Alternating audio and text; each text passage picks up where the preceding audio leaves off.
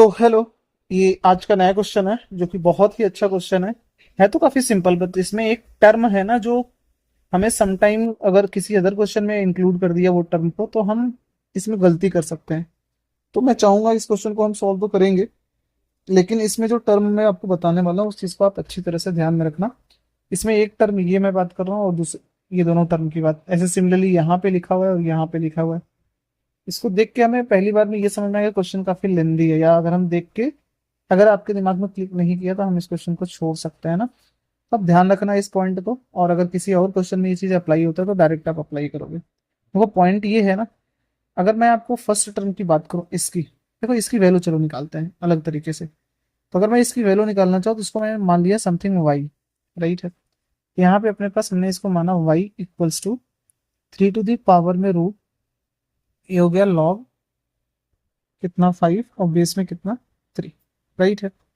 मैंने यहाँ पे क्या किया, दोनों तरफ लॉग लिया और बेस 5 पे लिया, यानी लॉग वाई बेस 5 इधर भी, और इधर भी हमने लॉग लिया बेस 5 पे। 3 की पावर में पूरा आएगा तो वो लॉग जो पावर का है वो हमने इधर लिख दिया लॉग 5 बेस 3। तो देखिए एक बात यहाँ से ध्यान से, हम यहाँ पे क्या लिख सकते हैं, log base 5 Y equals to, ये लिखा है लॉग 5 बेस 3। अगर आप इसको लिखना चाहो तो इसको हम लोग लिख सकते हैं 3 बेस में कितना 5, ये रूट में, इनटू एक बार हम और रूट में लिख देते हैं, हो गया लॉग 3 बेस में 5। दो बार हम इसको लिख सकते हैं, करेक्ट है। इस टर्म को हमने दो बार लिख दिया बस। क्यों लिखा, अब हम क्या कर रहे हैं कि स्टार्टिंग के दोनों को आपस में मल्टीप्लाई किया, इस टर्म को एक सेम, क्योंकि दोनों रूट में है तो दोनों को एक रूट में लेके आया मैं, तो ये गया 5 बेस 3 इंटू, ये हो जाएगा हमारे पास 3 बेस 5, और ये वाले को हमने राइट साइड में वैसे छोड़ दिया 3 बेस 5। अगर आप ध्यान से देखो बेस चेंज प्रॉपर्टीज, अगर आप ध्यान से देखो तो ये पूरा का पूरा कट जाएगा, क्योंकि अगर इस टर्म को आप न्यूमरेटर डिनोमिनेटर में लेके जाओगे तो हमारा चेंजेस होगा तो ये ओवरऑल कट जाएगा, मीन्स कितना आएगा 1। तो यहाँ से ओवरऑल रिजल्ट हमें कितना मिलेगा, लॉग 3 बेस में 5। यहाँ पे हमारे पास रिजल्ट आएगा वाई कितना बेस में 5। अब आपने क्या किया, यहाँ से y की वैल्यू निकालने के लिए हमने y इक्वल्स टू बेस का पावर सामने वाला होगा, यानी 5 टू दी पावर कितना हो जाएगा, रूट ओवर 3 बेस में 5।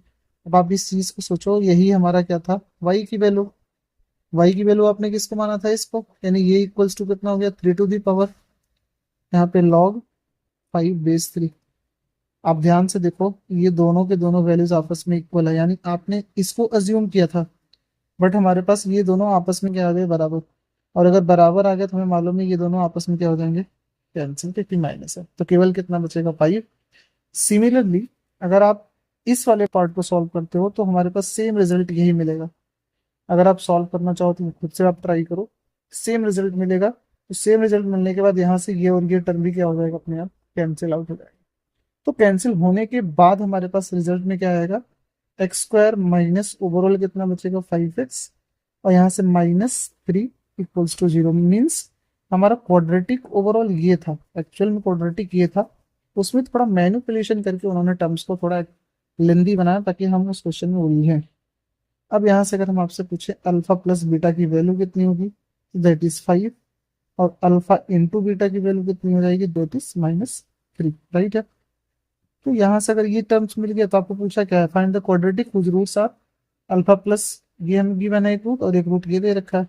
तो क्वाड्रेटिक का इक्वेशन निकालना आसान है अपने लिए। तो क्वाड्रेटिक का इक्वेशन कितना हो जाएगा, x² minus sum of root which is alpha plus 1 by कितना बीटा, और plus beta plus 1 by alpha x, और प्लस इनका product alpha plus 1 by beta, और plus sorry into beta plus 1 by alpha equal to 0। तो यहाँ से result में मिला x² माइनस, इन दोनों की वैल्यू हो जाएगी कितना 5, और इन दोनों में अगर हम एलसीएम लेते हैं तो अपने पास आएगा अल्फा बीटा, और ये alpha plus beta, x plus product करेंगे तो अपने पास आएगा अल्फा बीटा +1, फिर +1 और +1 upon alpha beta equals to 0। तो this is x² minus 5, alpha plus beta is 5 by कितना आ जाएगा अपने पास -3। तो ये हमारे पास रिजल्ट में ये आएगा। प्लस अल्फा बीटा इज -3 +2 और -1/3 इक्वल टू 0। यहाँ से रिजल्ट में कितना है x² माइनस ये 15 माइनस कितना हो जाएगा अपने पास 5 विच इज 10/3 x। और यहाँ से हमें रिजल्ट में कितना मिलेगा, ये हमारे पास आंसर में आएगा -1, तो -4/3 इक्वल्स टू 0। अगर आपने 3 से मल्टीप्लाई किया तो रिजल्ट में कितना आएगा 3x², है ना। यहाँ से रिजल्ट में कितना आएगा अपने पास 3x² minus 10x -4 equals to 0। This is our answer, है ना। ये हमें पूछा गया था।